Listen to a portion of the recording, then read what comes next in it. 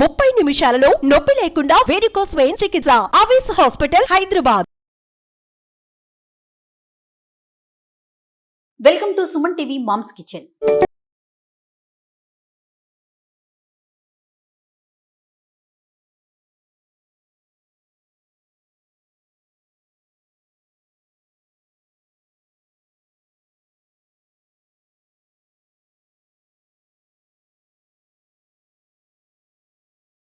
నమస్తే రమ్మగారు. నమస్తే జయ. రమ్మగారు, రెడీ అయిపోయాం స్టవ్ ముందు మన ఇద్దరం. ఏం చేస్తున్నాం ఈరోజు? ఏమున్నాయి పదార్థాలు చూడు. అటుకులు కనిపిస్తున్నాయి, ఆలు కనిపిస్తుంది, టమాటో, ఉల్లిపాయలు, కొత్తిమీర, లెమన్. ఇదేదో చిన్న స్నాక్ ఐటమ్ లాగా అనిపిస్తుంది నాకు. ఈవినింగ్ స్నాక్స్ చేసేస్తున్నట్టున్నారు. మార్నింగ్ స్నాక్ గా కూడా చేసుకోవచ్చు, బ్రేక్ఫాస్ట్ గా కూడా. ఉప్మా. సూపర్. మనం పోహా అంటాం కదా, పోహా అంటాము, అటుకులు ఉప్మా అంటాం సింపుల్ గా పాత భాషలో. ఇప్పుడు ఇంగ్లీష్ అంటే హిందీ భాషలో పోహా అంటాం. అయితే ఇది మనం గుజరాతీ వెరైటీ అనుకుందాం. ఓకే. మామూలు అటుకులు ఉప్మాలో అందరూ ఉల్లిపాయలు టమాటాలు వేసుకుంటారు, మనం ఆలు కూడా వేసుకుందాం. అక్కడ బటాకా పవా అంటారు, అలా దొరుకుతుంది. బటాకా అంటే బంగాళదుంప. ఓకే. గుజరాత్ ట్రిప్ కనుక వెళ్తే సోమనాథ్ నుంచి ద్వారక వరకు ప్రతి చోట బ్రేక్ఫాస్ట్ పోహానే దొరుకుతుంది.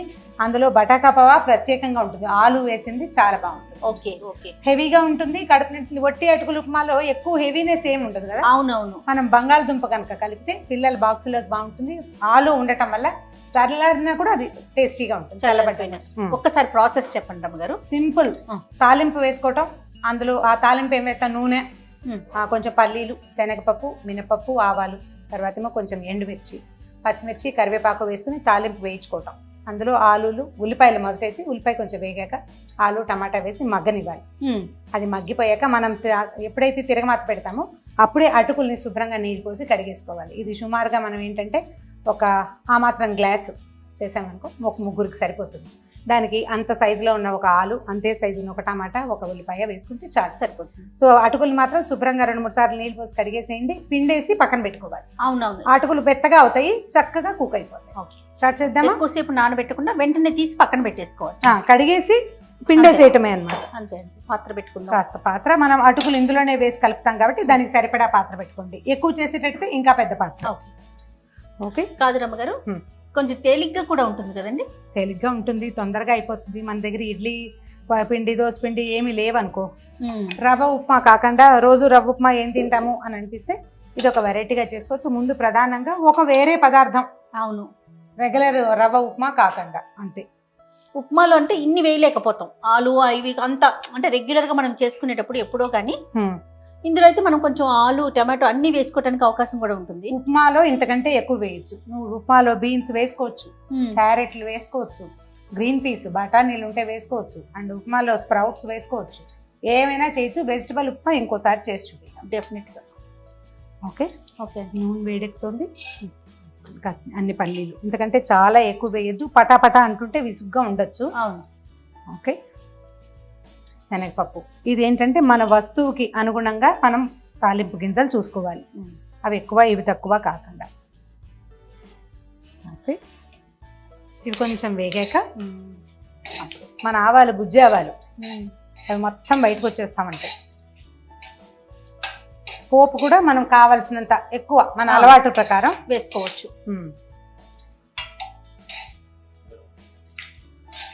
ఓకే. ఇప్పుడు పచ్చిమిర్చి, కరివేపాకు రెడీగా పెట్టుకో. ఉప్మాలో అల్లం వేసుకుంటాం ధారాళంగా, దీనికి అంత అల్లం అవసరం ఉండదు. దీంట్లో పసుపు వేసుకుంటారు చాలా మంది, కలర్ బాగుంటుంది అనమాట వాళ్ళ అలవాటుని బట్టి. అవును. మనం టమాటా వేస్తాం కదా అని అనుకుంటే కనుక రెడ్గా అవుతుంది.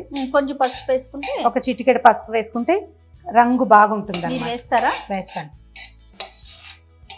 మా అక్క చేస్తుందండి, తను కూడా పసుపు ఇట్లా మీకులాగానే ఇవన్నీ అన్ని వేస్తుంది అనమాట, తాలింపు గింజలు అన్ని.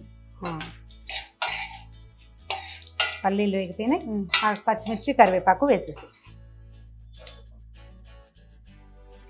అంటే అన్నట్లుగా చెప్పండి అమ్మగారు. ఎవరి టేస్ట్ వాళ్ళది. అవును. వేసేనా?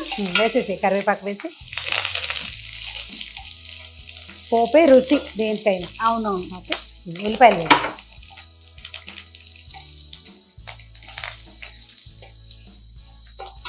కమ్మటి వాసన, పోపు వాసన. అవునవును.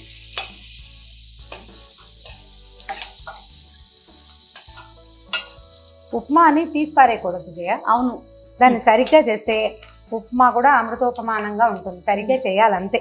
దాన్ని అలా అని అందరికీ ఉప్మా అంటే చిన్న చూపు వచ్చేసింది రమ్మగారు.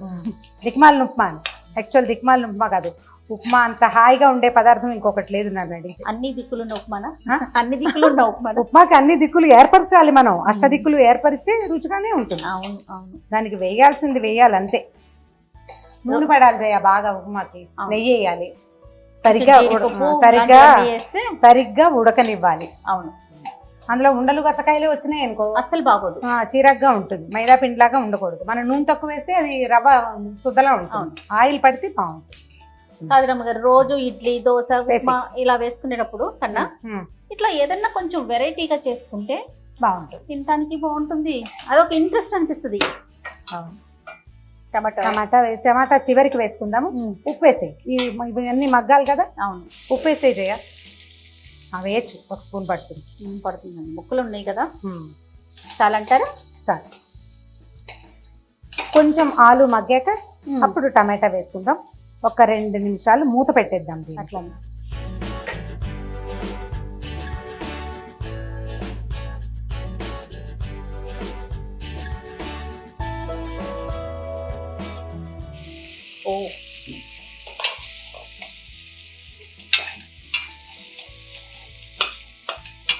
ఆలు ముక్కలు మగ్గినాయి కదా. అవును, ఒకసారి చూసుకోండి. మేక్ ష్యూర్ ఇది కొంచెం ముక్క నలుగుతుందా లేదా చూడండి.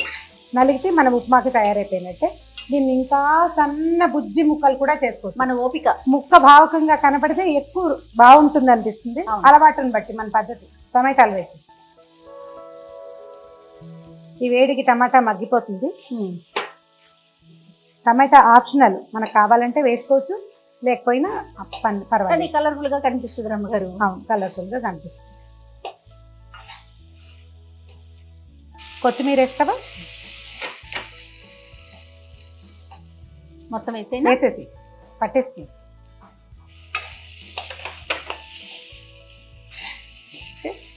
మనం కడిగి పిండేసి పెట్టుకున్నాం కదా.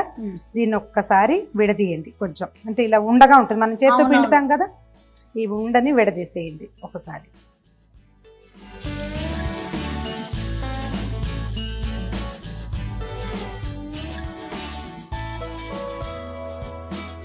కొత్త బియ్యం వచ్చిన రోజుల్లో వడ్లు వస్తాయి కదా. అవునండి. అప్పుడు ఊళ్ళల్లో అటుకులు కొట్టించుకుంటాం.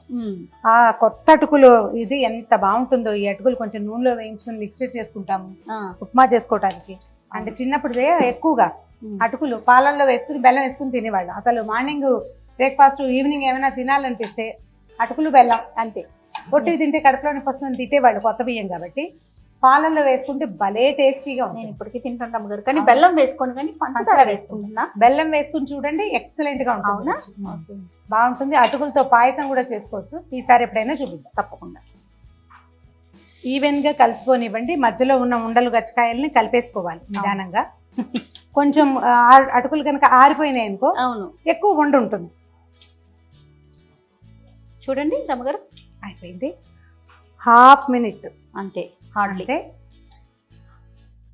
స్టవ్ ఆఫ్ చేశాక నిమ్మకాయ పిండుతారా? మూత పెట్టేసి స్టవ్ ఆఫ్ వేసేద్దాం. ఈ పొయ్యి వేడి, గిన్నె వేడికి అది మొత్తం ఈవెన్గా సెట్ అవుతుంది.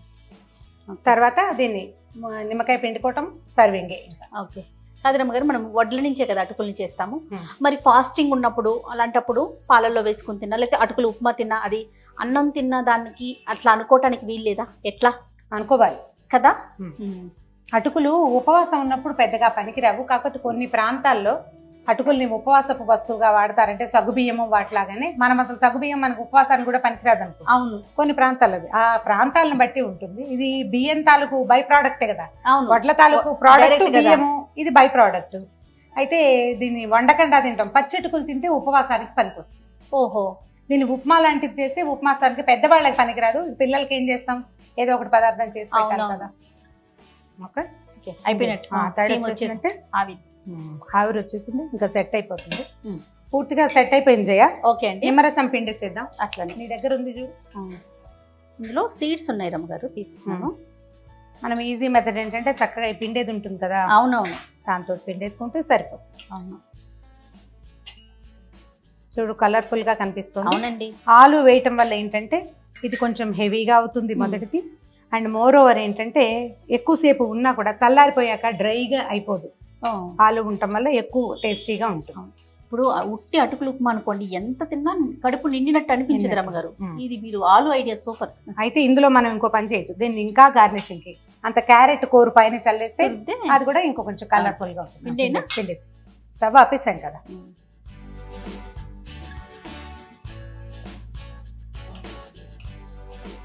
కానీ భగవంతుడు ఎన్ని రకాల కూరగాయలు మనకి ఇచ్చాడు రమ్మగారు కదండి. ఒక్కొక్కటి ఒక్కొక్క ఫ్లేవర్. చూడండి, నిమ్మకాయ పిండగానే దీని ఫ్లేవర్ దీనిది, కొత్తిమీరది కొత్తిమీర, ఆకుకూరలు, కూరగాయలు, పండ్లు, దేని రుచి దానిదే కదా. అదే మరి భగవంతుడు లీలా వినోదాలంటే అంతే, లీలా వైచిత్ర్యాలు అన్ని వాడుకుండ్రా అని ఇచ్చాడు. జాగ్రత్తగా వాడుకుంటే ఆరోగ్యానికి మంచిది. దీన్నే అతిగా చేస్తే మళ్ళీ అనారోగ్యాలు వస్తాయి. అంతే. బౌల్లో పెట్టుకుందామా? అలానే మన అటుకుల బౌల్లోకి దీన్ని షిఫ్ట్ చేసేద్దాం.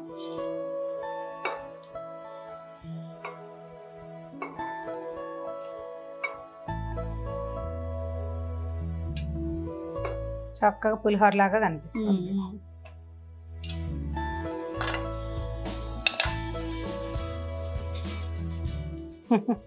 ఇది అటుకుల upma. Thank you so much. దీన్ని ఏమన్నా బటాకా పవా. ఓ, బటాకా బవా బాగుంది, పేరు కూడా ఇంకా బాగుంది. ఎందుకంటే ఆలూలు వేసాం కాబట్టి. అవును అవును, అంతే. మనమైతే చక్కగా అటుకుల ఉప్మా అనుకుంటాం. అటుకుల పులిహోర అని కూడా అనుకోవచ్చు కదా. మీరు అన్నట్లు ఉదయం పూట కూడా టిఫిన్ కింద తీసేసుకోవచ్చు. మార్నింగ్ బ్రేక్ఫాస్ట్ కి పనికొస్తుంది, ఈవినింగ్ స్నాక్ గా పనికొస్తుంది. రాత్రి పూట ఒకవేళ ఉపవాసం ఉండి అంటే ఒంటి పొద్దు ఉంటారు కదా, వాళ్ళకి ఓకే. నాకు అనిపిస్తుంది కొంచెం వేడిగా తింటేనే టేస్ట్ బాగుంటుంది, ఎక్కువ బాగుంటుంది. చల్లారనే పర్వాలేదు. నేను టేస్ట్ చూస్తానండి. రమగారు చేశాక ఇంకా అసలు చెప్పక్కర్లేదు. వావ్, పుల్లగా, కారం కారంగా, అలానే కొత్తిమీర టేస్ట్, అన్ని రకాల రుచులు నోటికి తగులుతున్నాయి. సో చక్కగా మార్నింగ్ కానీ ఈవినింగ్ కానీ మీకు ఎప్పుడు వీలైతే అప్పుడు ఇలాంటి వెరైటీలు కూడా చేసుకుంటూ ఉంటండి. రొటీన్కి కొంచెం భిన్నంగా ఉంటుంది, కొంత ఉత్సాహం కూడా వస్తుంది. డెఫినెట్గా మీరంతా ట్రై చేయండి. అలానే సుమన్ టీవీ మామ్స్ కిచెన్ని తప్పకుండా సబ్స్క్రైబ్ చేసుకోండి.